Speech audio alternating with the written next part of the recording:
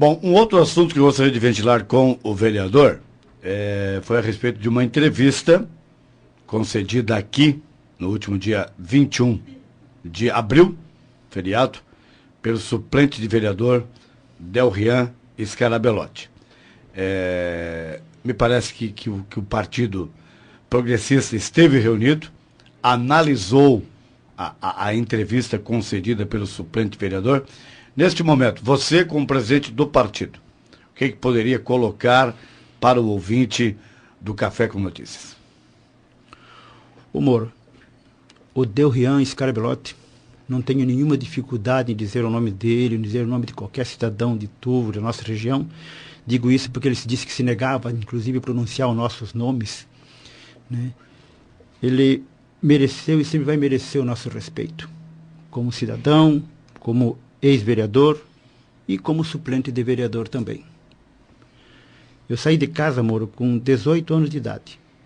E meu pai ensinou que respeito, responsabilidade e humildade tem que acompanhar a gente. Como outros predicados também são necessários acompanhar. Então, esse respeito pelas pessoas nós temos que ter. Respeito pelas instituições também temos que ter. Fazer a cariação, mais coisa para delegado, com todo respeito a todos, né? E jogo aberto, jogo muito aberto. Nós conversamos porque a instituição do PP foi atingida. Né? Ele que já foi presidente do partido, ele que já foi líder do partido, como vereador, né? Dizer que não tem nenhuma dívida, eu tenho dívida com Turvo muito grande. Não só como político, como cidadão. Meus filhos aqui nasceram, e meus filhos foram muito bem tratados, eu também tenho sido muito bem tratado aqui. Eu sempre tenho dívida com todos aqueles que fazem parte do meu dia a dia. E nós não ficamos em silêncio. Nós não tínhamos nem o que dizer, porque tudo ele disse. Ele sempre disse que não estava mais no partido, no PP, mas ele precisava da suplência. Quando ele fala da bis, na verdade, quando nós fomos lá, o Oswaldo, o Pedro e eu, nós 3 vereadores, fomos conversar com ele, fomos muito bem recebidos na casa dele e conversamos, falamos sobre a necessidade de nós fazermos um rodízio e queríamos a colaboração dele. Ele disse que ele não podia, porque ele tinha um carnê para pagar o Honda Civic que ele tinha. Então, quando uma pessoa tem uma decisão que não vai fazer, e isso também ele falou no rádio, que ele não poderia abrir mão de um salário de vereador, que ele ajudou a aprovar.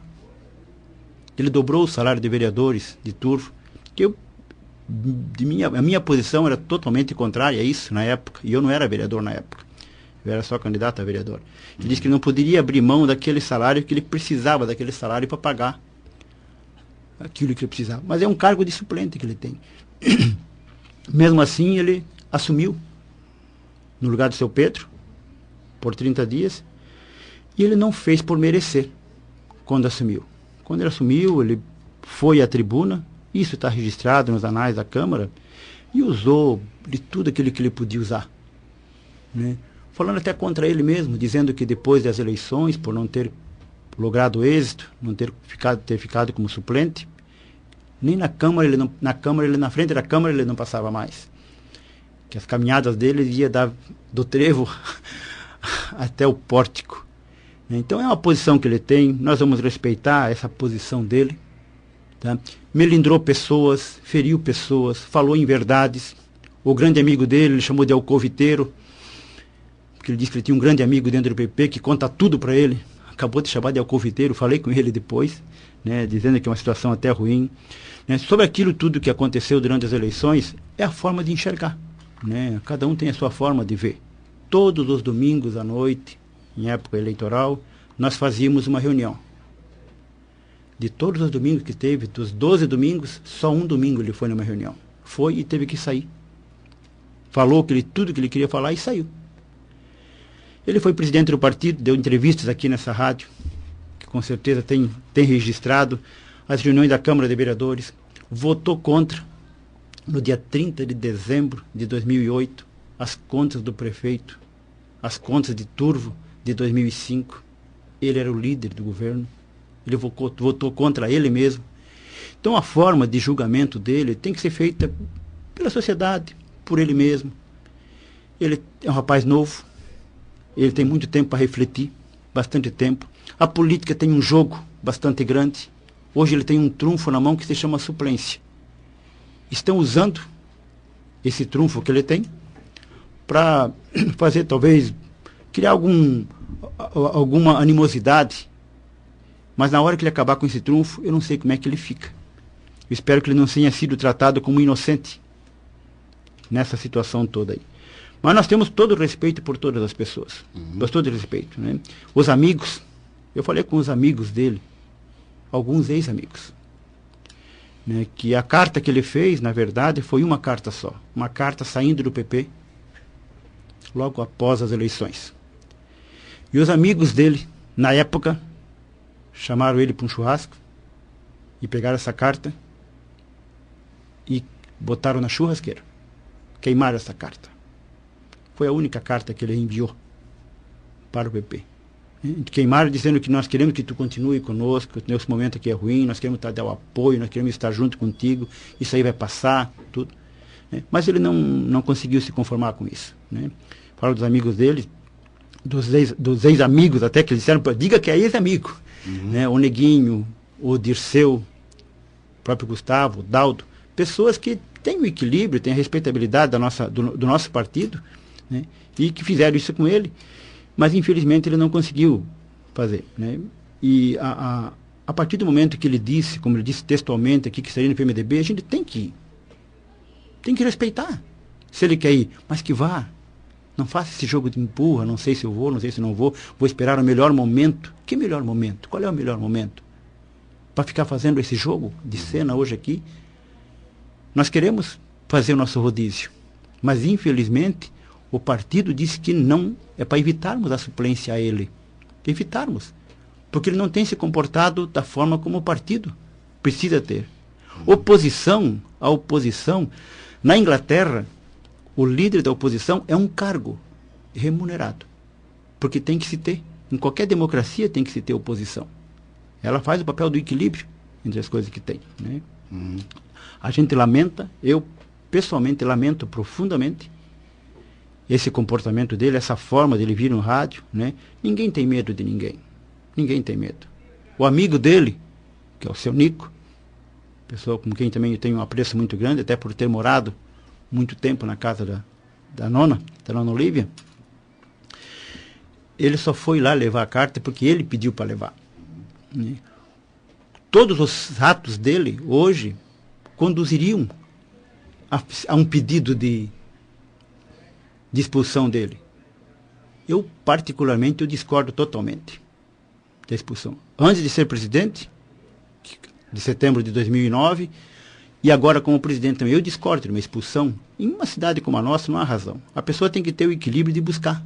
Não encontrou mais o amparo que ele gostaria de encontrar num partido? Vá para um outro partido. Mas vá. Não fique enrolando. Vá, decida, toma a sua decisão.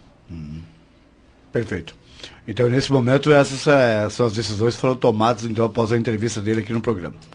Na verdade, não foi uma decisão, nós conversamos, os 3 vereadores, conversamos com mais algumas pessoas, com mais algumas lideranças, né?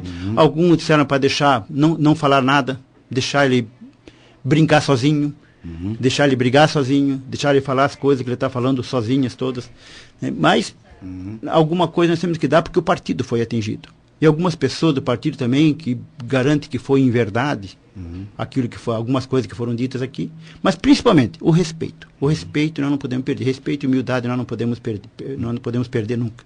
Perfeito. Outra pergunta aqui também de internauta, até certo ponto até interessante. Já que vamos voltar agora a falar em política, né? Deixamos de lado a agricultura, agora vamos para a política.